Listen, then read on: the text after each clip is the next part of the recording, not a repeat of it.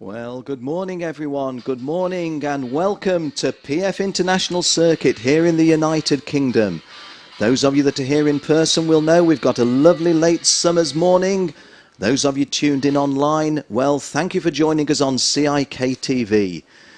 We're into the final round of the CIK FIA European Championships for KF and KF Juniors, and we're about to go ahead with our driver presentation parade. We have 107 drivers in the two classes, representing 28 different countries. You see our grid girls there with the flags, the various flags. I think that's Lithuania. The first, yes, it is indeed, the Lithuanian flag right at the front, just behind. I think I see the Irish flag, the Canadian flag. And the drivers will be coming out in their respective teams, but I'm going to give you the call over in their respective countries. So here we go. From Belgium, we have Benjamin Lessen, Ulysse de Pauw, Kenny Rosens and Gilles Magnus. We sadly say that Maxime Potty is not with us. He took an injury yesterday and is on his way back to Belgium. We wish him well. From the Gulf region, the Royal Kingdom of Bahrain, we say welcome to Nick Cristofaro and to Isa Salman Isa Al Khalifa. To South America now, to Brazil, Felipe Drugovich Roncato, Gabriel Camilo Sereia, and the brothers Marcel Della Coletta and Murilo Della Coletta.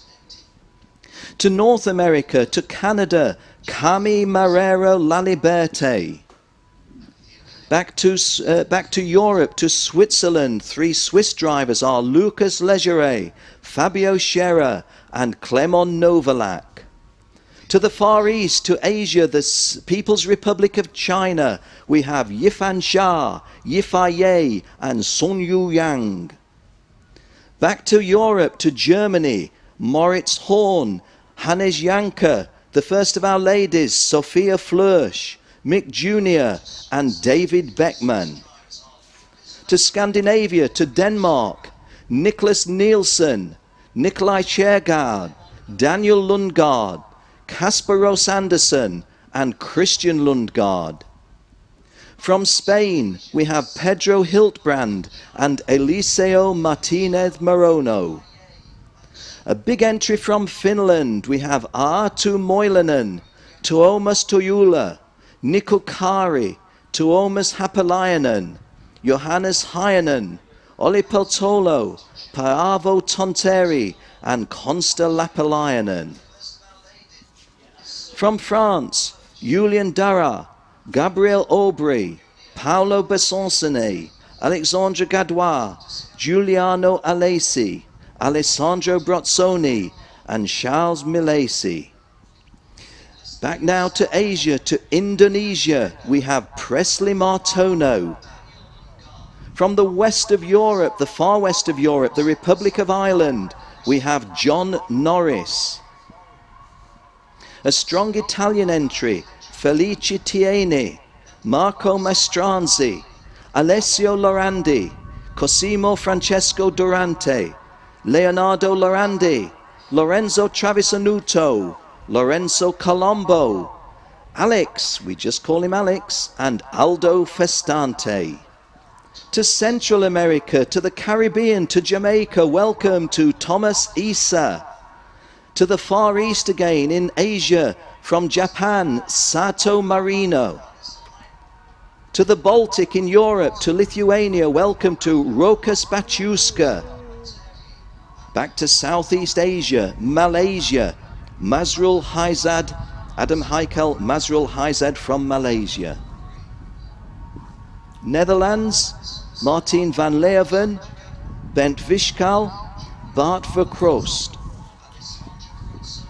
From Poland, Karol Bash, Karol Dabski, the two ladies, Victoria Pankiewicz and her sister Julia Pankiewicz, and Jan Krensic.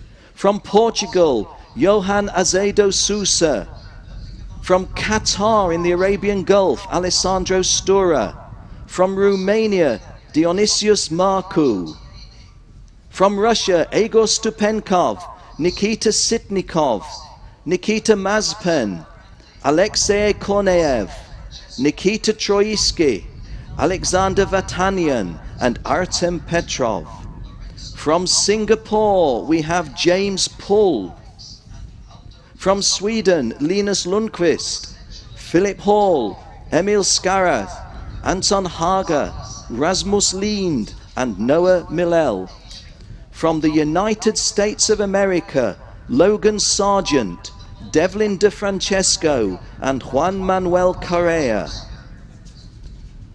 And from the host nation, the United Kingdom, the largest team not surprisingly, we have Callum Eilert, Oliver Norris, Tom Joyner, Lando Norris, Johan Daruvala, Hannah Pym, Oliver Hodgson, Harrison Newey, Josh Price, Will Stowell, Mark Litchfield, Daniel Tictum, NM Ahmed, Ross Martin, Max Futrell, Archie Tillett, Joshua Smith, Alex Quinn, and Jordan Sanders, completing the 107 drivers. They've been met by our personalities, Mr. Rob Jones, the MSA Chief Executive here in Great Britain, Ms. Cheryl Lynch, the MSA Race Speed and Karting Executive, Mr. Martin Bean, a Director of Trent Valley Kart Club and the Clerk of the Course here, and Mr. Randolph Barth, the CIK FIA Coordinator.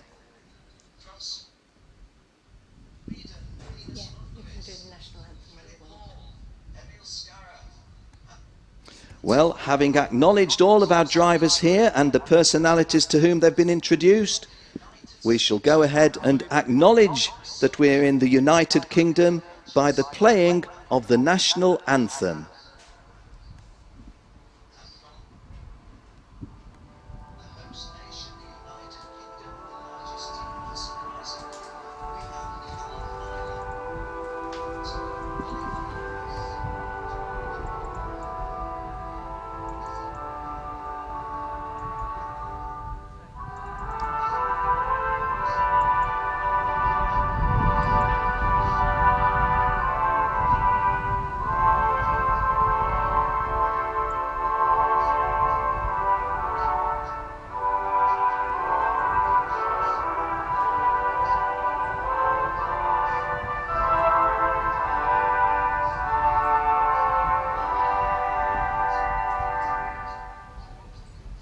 Well, the playing of the national anthem, always a moment of some joy, and the the blue, gold and white balloons being released. This by Party Perfection, taking the stress out of these occasions. And hey, I'm really pleased to say that in addition to our personalities, Mr. Alan McNish has been able to join us. We thought that Alan McNish was held up in traffic and not able to join us. Alan is here. Alan, of course, a former Formula One driver, Le Mans 24-hour race winner, and an extremely successful driver in the ALMS series. So Alan McNish from Scotland, from the United Kingdom, very much one of our distinguished personalities. In addition to Rob Jones, Cheryl Lynch, Martin Bean and Randolph Barth, a really, really warm welcome to Alan McNish, one of our best ever drivers in British motorsport. Never had a really fast Formula One car. If he'd have had a really fast Formula One car, believe me, he would have made even more.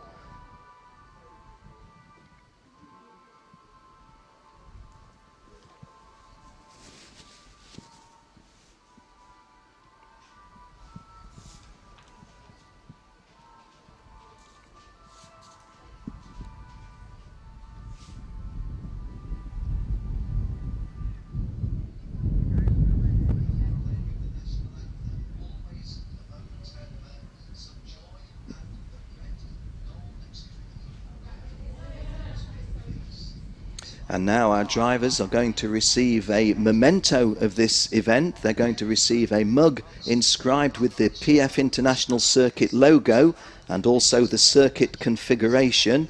And it's also got the Tag Heuer logo on. Have Rebecca and Claire down there doing the honours.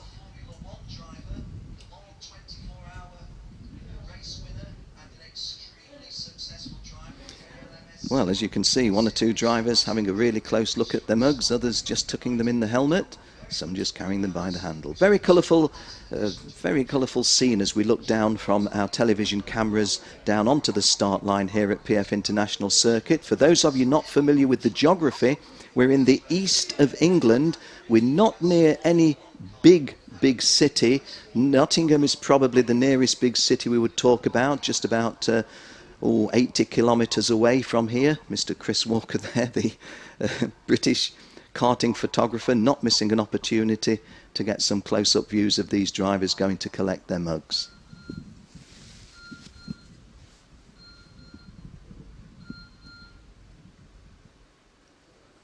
Well, to those of you that are here in person, I'm sure you're enjoying these excellent facilities of the PF International Kart Circuit, the home of British karting. Those of you tuned in online, thank you for doing so. We're so pleased to have you with us. We shall be having all of the races that remain in this championship, which is the 2 pre-finals in KF Junior and KF, and the 2 finals this afternoon. In between, I think we've got some historic karts doing a demonstration.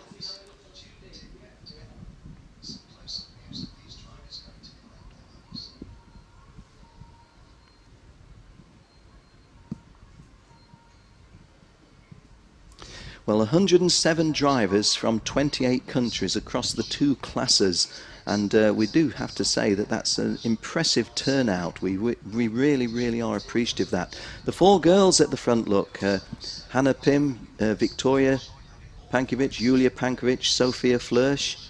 Good to see the ladies racing with us.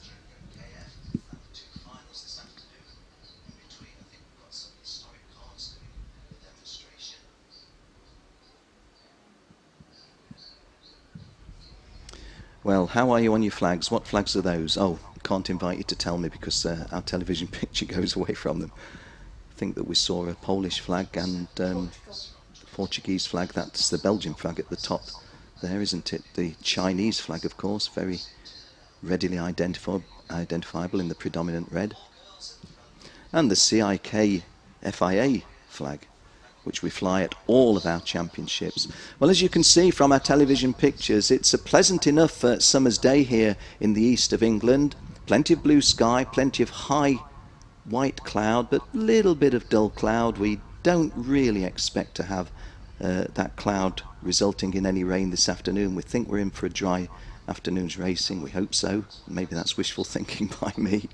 We did have some rain yesterday, but didn't really spoil things. The qualifying practice on Friday evening was almost a lottery, with the rain coming just after a full dry day of free practice. When qualifying practice started, we had the rains come down. But hey, the pictures that you see on your screen show a rather more pleasant weather picture than we had on Friday afternoon when we had qualifying practice.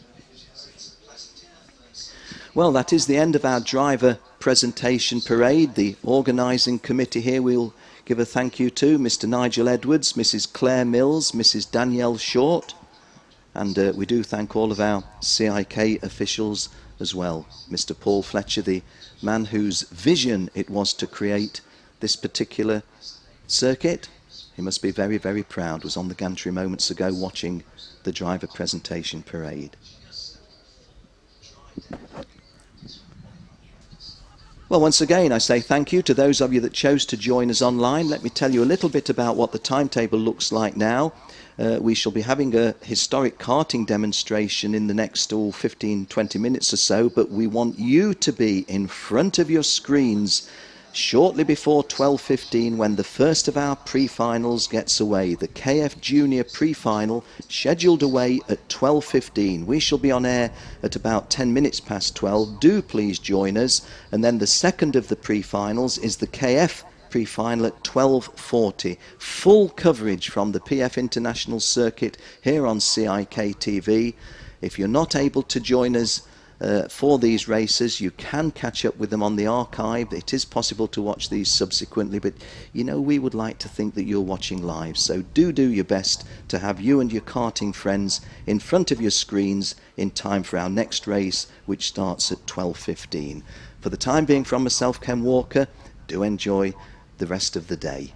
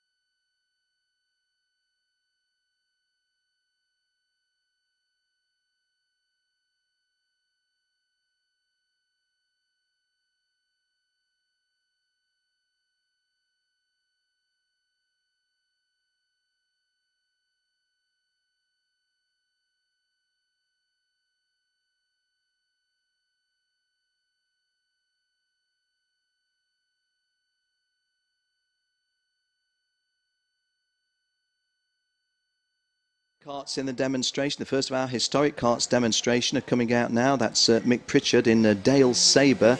No, it isn't. It's John Mills who's driving it. John Mills with a connection to PF International Circuit here. John Mills driving a Dale Sabre Star SS100 from 1968, kart number 4. We've also got out, let me see, Nigel Edwards, the race director, going to be talking. Come back when this is finished. If you're willing to do it now, I'll do it now with you, because otherwise we lose it.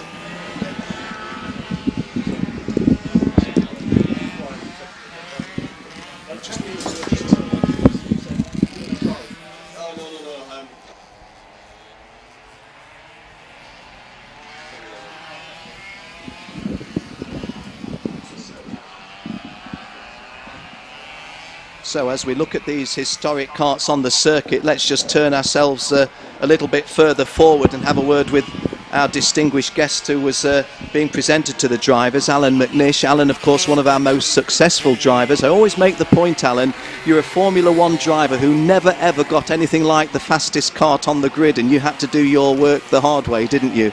But when you look back in those days, were they happy days? All my racing was happy from starting in karting in 81 when you said these are the historics. That was exactly what I started in, so I suppose that makes me historic as well. But all the way through my career I had a big smile on my face. Ultimately you had a bigger smile when you won the races and the championships and things like that, and there's no substitute for those. But you know, the start point for me was just getting that real enjoyment, that pure, honest enjoyment of driving, and then also of racing, and then getting a direction in your life. Ultimately, where it takes you, then there's an element of good fortune, whether it's into car racing or Formula One or Le Mans or wherever it may be. But you know, the important thing, and it was the important thing all the way through my career, was the actual remembering why you were doing it. And also having that little bit of fun and the adrenaline surging through your veins and smelling the Castrol R was another part.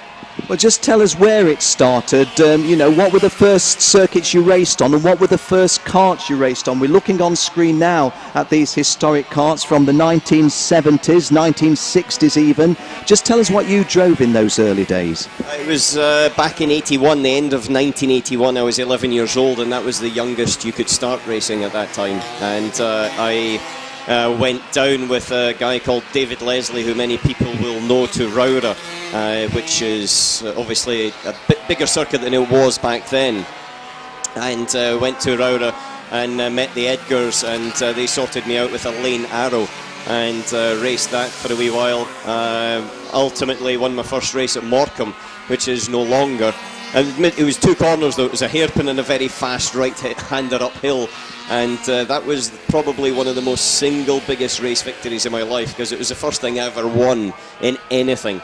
I wasn't that fantastic at school, I wasn't very good at football or in any of the other sports that you did as a kid, and when I won that trophy, a tiny wee trophy, it gave me a lot of confidence and a feeling that actually I could be quite good at this. And then things went on from there. What sort of age were you? Do you remember at Morecambe when you won that? I was 12. It was, basically my birthday was on December the 29th, which for karting with your date switching over from juniors to seniors, or you know, going to the World Championships things, was not ideal. But in that side, it was about 6 months after, you know, 5 races or something into my career. My first race, though, just a little story for you, was at Rowra, as I said, and I was basically a helmet sitting on shoulders and a pair of overalls my mother had sort of taken up to, so I was a tiny wee kid.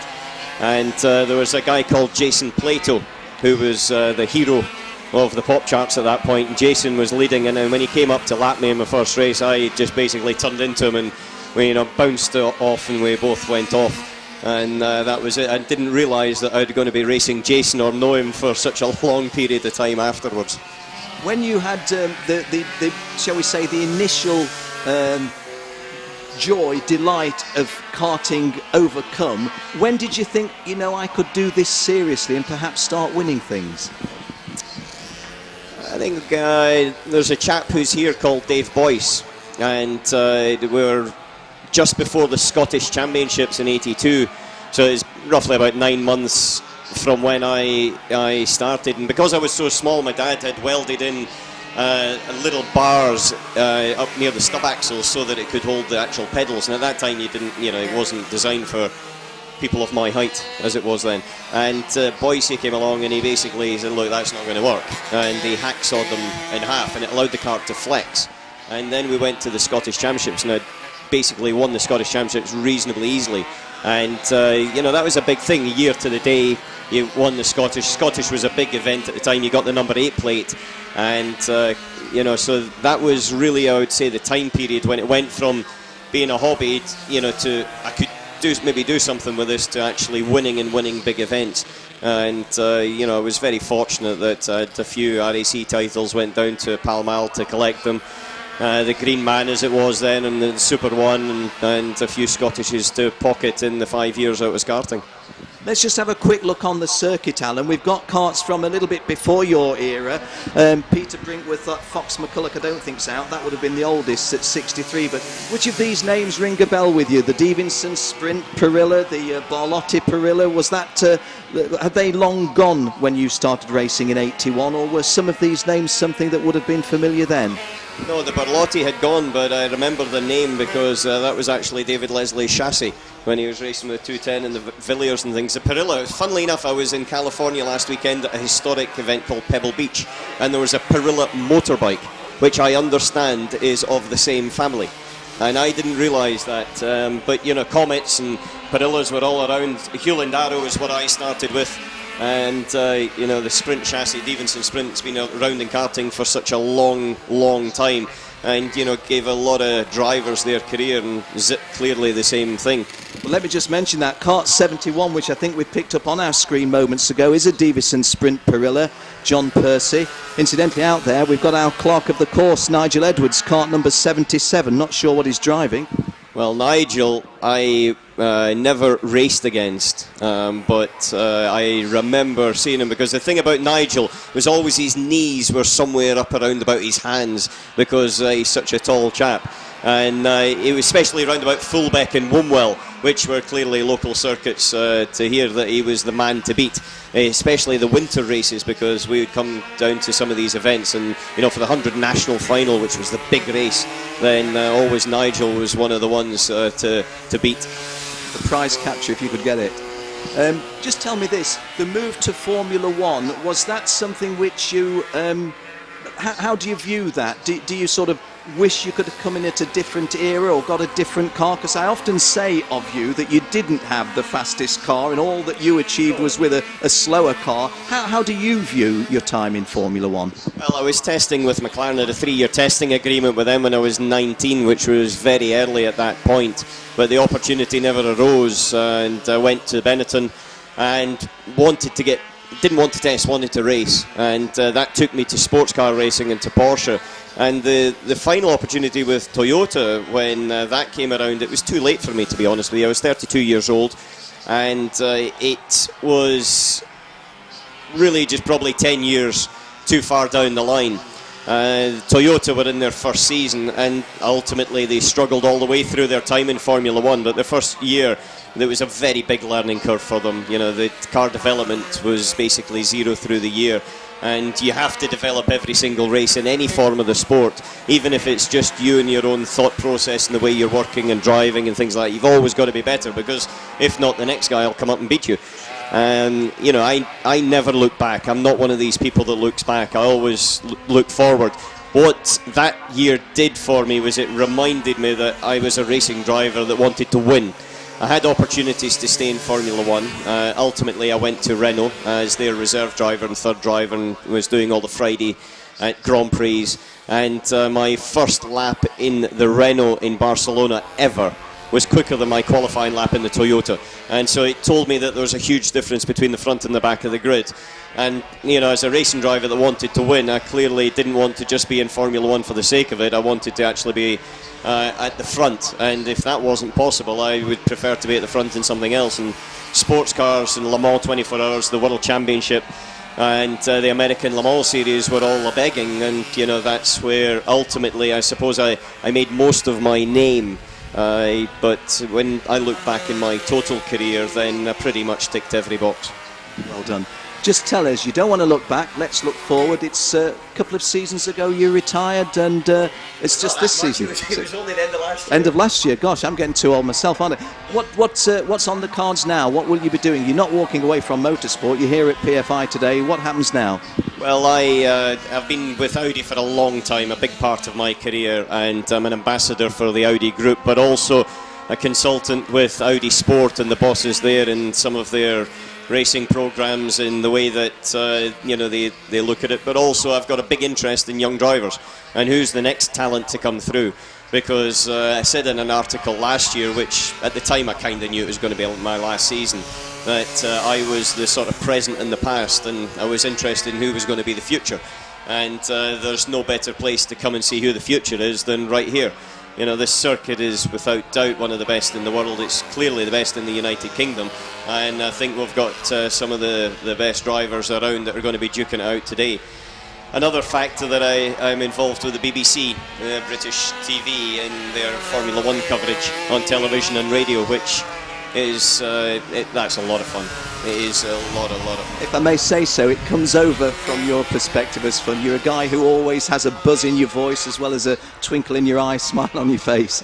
I love motorsport. I love it in fact, my life has been devoted in a way to it, and that fire is still there. The fire wasn't there to race, but the fire is still there to be involved in different elements. And with the work that I do with Audi and also with the BBC, then I can enjoy all the other aspects to it, and I don't have to go to my bed too early at night, and all these young racing drivers have to. They're the ones that have got to do the hard work. I just talk about it. You've earned it, haven't you? And your lad Finlay, what's he doing? Following in Dad's wheel tracks? No, he's 9 years old. He's in his class at school. He's got some competition because Alex Wirtz, who many people will know from Formula One but also from sports cars, and was one of my main competitors through my career, he sits next to him in his class, and so therefore they're always talking about it. But I think he'll be an engineer. I think that's sort of his style. He likes to see how things are made, how build them up and break them down and then do that side of things. I would think that Finlay will be more on the engineering side of life than necessarily driving. He's had a few runs and he enjoyed it. He went with my father last year to Cambuslang, and I think my dad got a bit more enjoyment, and I would say he got the adrenaline rush out of it and the spark back in him for it. But our daughter, she's the one with a determined mental attitude, but she's 5. I'm trying to steer her away from things right now. Alan, I say this and truly mean it. Good to talk with you. You're always a vibrant guy to be around, and you're going to be a great success as an ambassador in motorsport. It's there, we can see it, we can feel it. Welcome to PF International, and thanks for taking 10 minutes to talk with us here today. Well, thank you very much, and I'd just like to wish everybody out there have a fantastic day, some great racing. I don't believe in luck, I believe in hard work, but I will wish you all a little bit of luck anyway. Thanks, Alan. Alan McNish, truly a great of British motorsport, definitely one of the guys that we are so proud of, and covering that little outing by the historic carts, in particular having a look at those even a little bit earlier than when Alan started in 1981. Very, very interesting. Hope you saw a little bit of that action, those of you tuned in online as well as those of you here at PF. Hope you enjoyed listening to Alan McNish.